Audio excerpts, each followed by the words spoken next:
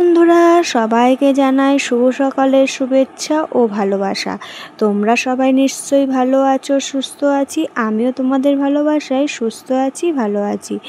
আমি আর ডেলি লাইফে রূপা বলছি। আজ চলে এসেছি তোমাদের সামনে নতুন একটা ভিডিও নিয়ে। আশা করছি তোমাদের ভিডিওটি ভালো লাগবে। এখন ঘড়ির কাঁটায় 12টা বাজতে 10 মিনিট বাকি। আর আজকের ভিডিওটি আমি এখন থেকেই শুরু করলাম, কারণ সকাল থেকে ভিডিওটি অন করিনি। তাই ভাবলাম চলো তাহলে ভিডিওটি এখান থেকেই শুরু করা যাক। আর আজ সারাদিন কি করি সেটাই তোমাদের সাথে একটু শেয়ার করব।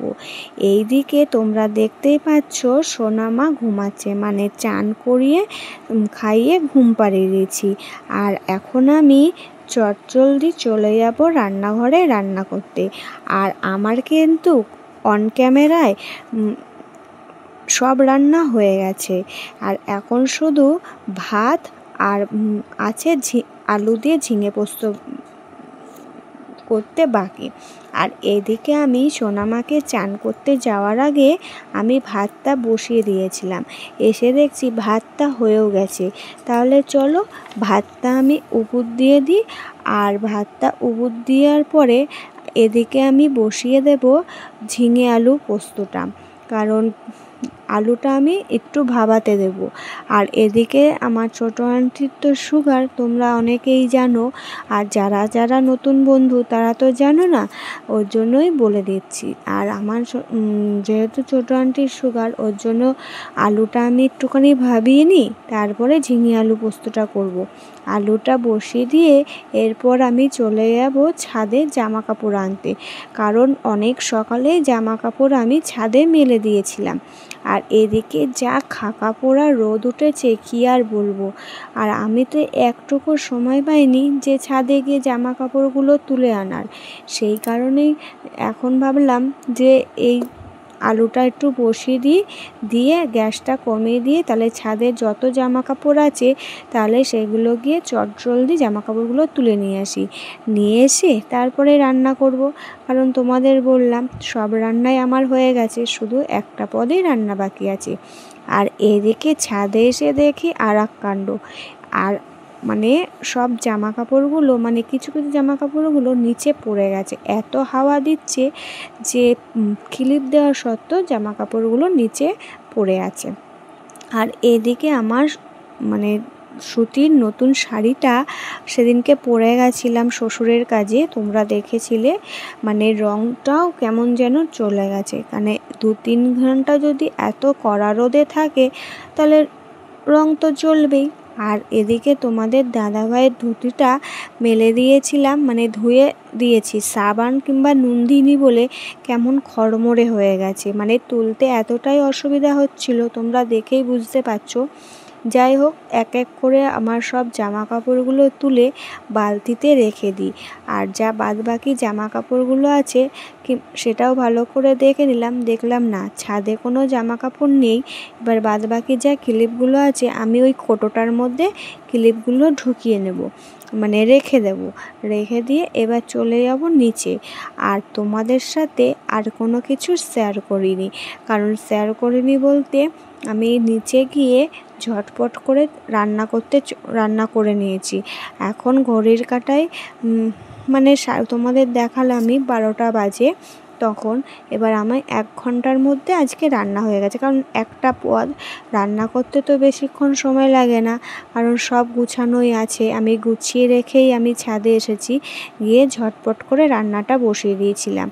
বসিয়ে দিয়ে তারপরে ভাবলাম যে এখন তো 1টা বাজে, তাহলে একটু রেস্ট নিয়ে তারপরে আমরা সবাই মিলে 2টো নাগাদ খাবো।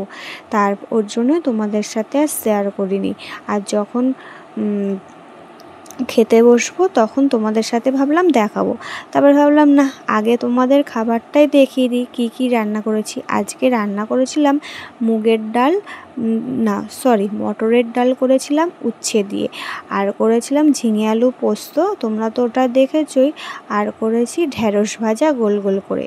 রান্নাগুলো কেমন হয়েছে অবশ্যই জানাবে বন্ধুরা। তাহলে চলো তোমাদের সাথে দেখা হচ্ছে একদম বিকালবেলা, আর বিকালবেলায় কি করি সেটাই দেখা হচ্ছে, কারণ এখন খেয়ে দিয়ে আমরা ঘুমাবো। ঘুম থেকে উঠে একবারে তোমাদের সামনে আসছি বিকালে। সবাইকে জানাই শুভ বিকেলের শুভেচ্ছা।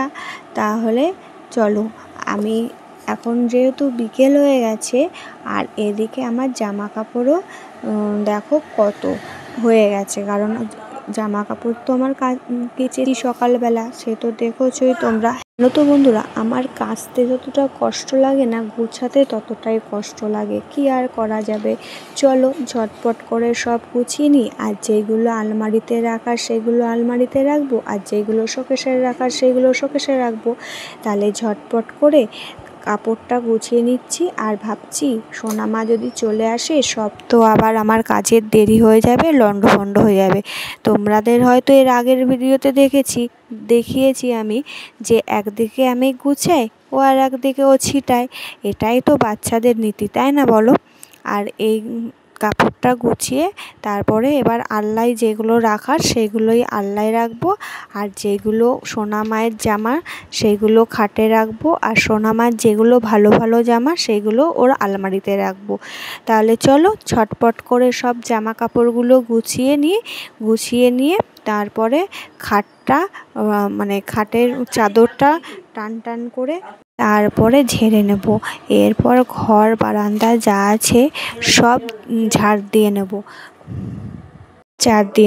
আর তোমরা ঝাড়টা দেওয়ার পরে তোমাদেরকে আবার দেখাবো যে কতটাই ফ্রেশ লাগছে, কারণ এদিকে তো তোমাদের বললাম সোনামা গেছে পাশের বাড়ি, ও মনে হয় বলিনি, সোনামা গেছে পাশের বাড়ি, মানে ও এসে একটা পাশের বাড়িতে একটা ছোট্ট একটা আমার সোনামায়ের মতন বাচ্চা মেয়ে এসেছে ওর দিদা বাড়ি, ওই 1 ঘন্টা 2 ঘন্টার জন্য। আর ওকে দেখলে আমার সোনামা খুব দুজনকে দেখলে খুব করে। যাই হোক, এবার ওর জন্য ও ওখানে গেছে, ওর সাথে খেলা করছে, আর আমি এখানে ঝটপট করে সব কাজ করে নিলাম, জামা কাপড় গুছিয়ে নিয়ে তারপর তোমাদের বললামই যে চাদরটা টান করে ঝাড় দিয়ে, আর ঘর বারান্দাও ঝাড় দিয়ে নিয়েছি। আর সন্ধেও লেগে গেছে, এদিকে ছোটো আন্টি সন্ধে দেবে, আর আমি তার আগে সোনামাকে নিয়ে আসি।